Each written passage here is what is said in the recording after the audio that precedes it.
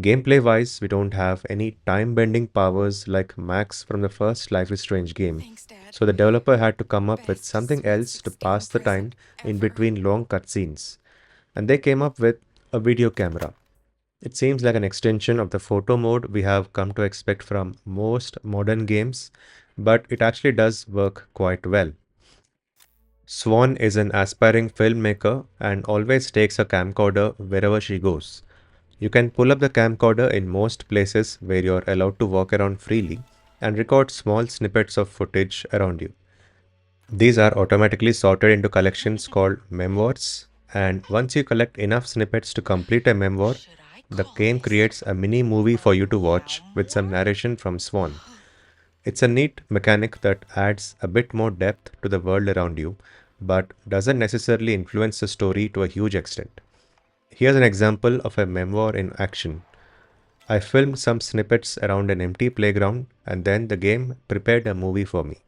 I can even edit the order of the clips if I want, but I do enough editing for my YouTube channel, so I ignored that part of the game.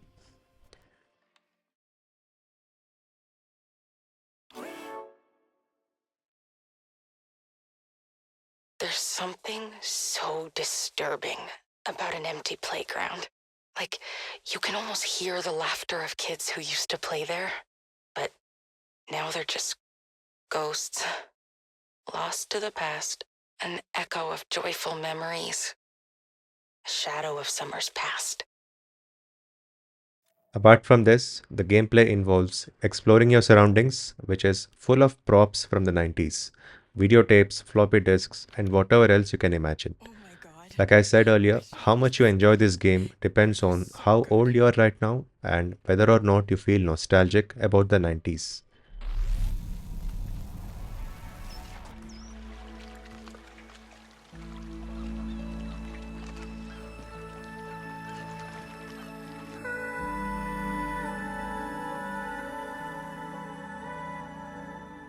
Lost Records is a beautiful game to look at.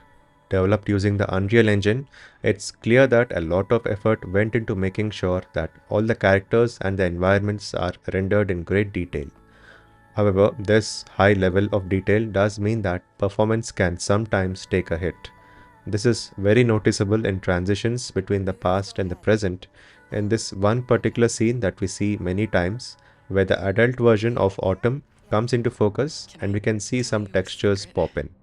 I've And in been some working places, on it did feel like the game was dropping some frames, what but about there wasn't really anything too I know noticeable. this sounds And I'm random, sure but these issues will be fixed in the near I future with a always knew. patch.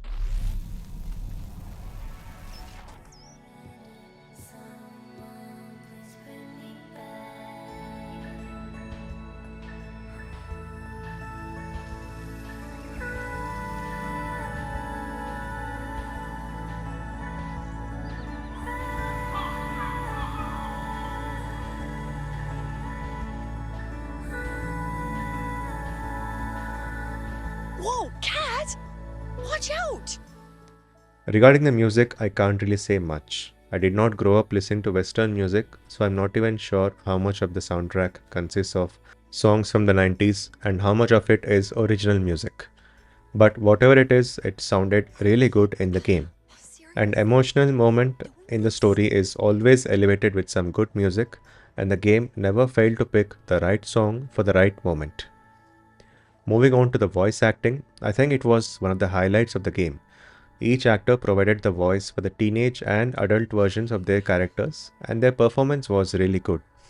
As I said in the summary, the dialogue for the teenage part of the story was a bit hard to digest, but at least the voice actors seemed to have a good time with their performance, as their characters seemed to be enjoying themselves.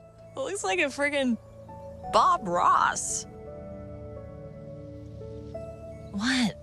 I like to watch him when I light up sometimes. Chills me out.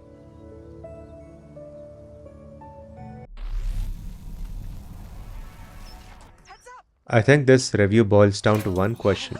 Is the first episode of this story interesting enough to make you want to play the second episode? And for me, the answer is yes. Even if it is only to resolve the cliffhanger, which is an overused narrative tool, I feel that there are plenty of other reasons to go back into this story. I'm hoping that we get to see more of the modern, day story and that the second episode gets to business much faster now that we have already established the characters and their motivations. It's true.